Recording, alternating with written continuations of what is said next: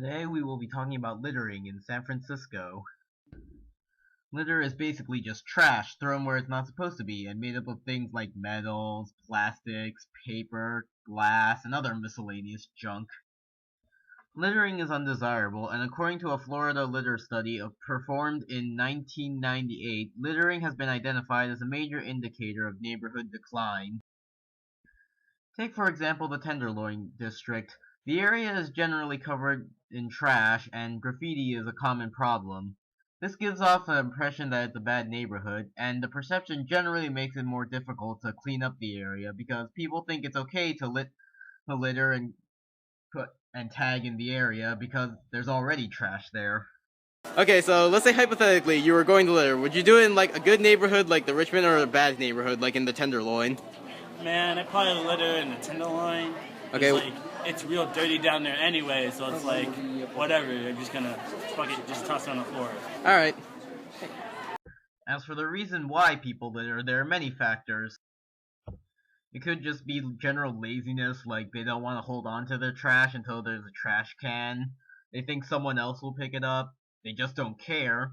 Or, as previously mentioned, the area is already dirty and they're just throwing on the trash on more trash.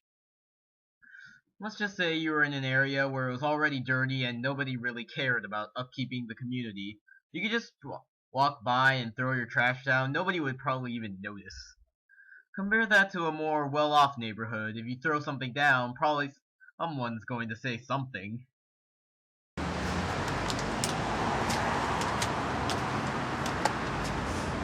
Hey, bro, you just littered. Pick it up.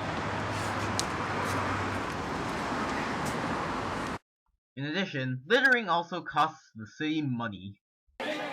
Okay, so Andy, how much do you think it costs the government to clean up litter every year?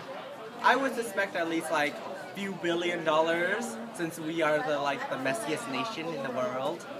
How'd you come to that conclusion? Obvious. Come on.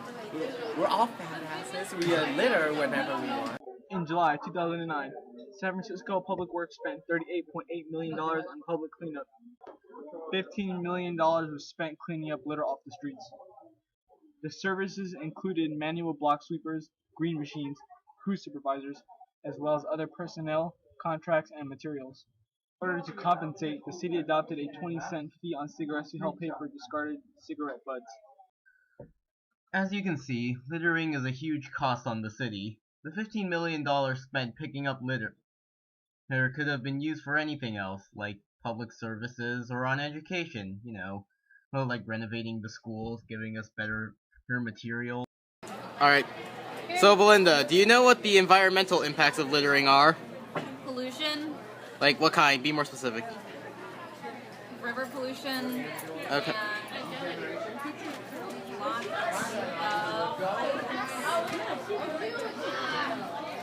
Alright. Then there's the environmental and health problem. According to a news article from 2012, the amount of litter washing into San Francisco Bay each year could fill about 100,000 trash bags. This can kill local wildlife as well as cause eutrophication if there's certain amounts of nutrients in the trash. And we all know what happens when there's eutrophication in the water. In addition, there's also the potential harm to humans. Let's say if that trash were to end up in the drinking water, it could poison it and be harmful to us when we drink it.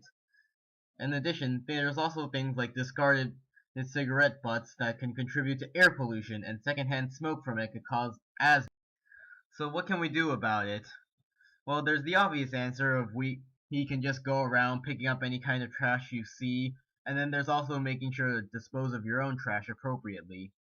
The best thing to do is just raise awareness, and hopefully we'll be able to cut down on the amount of littering done.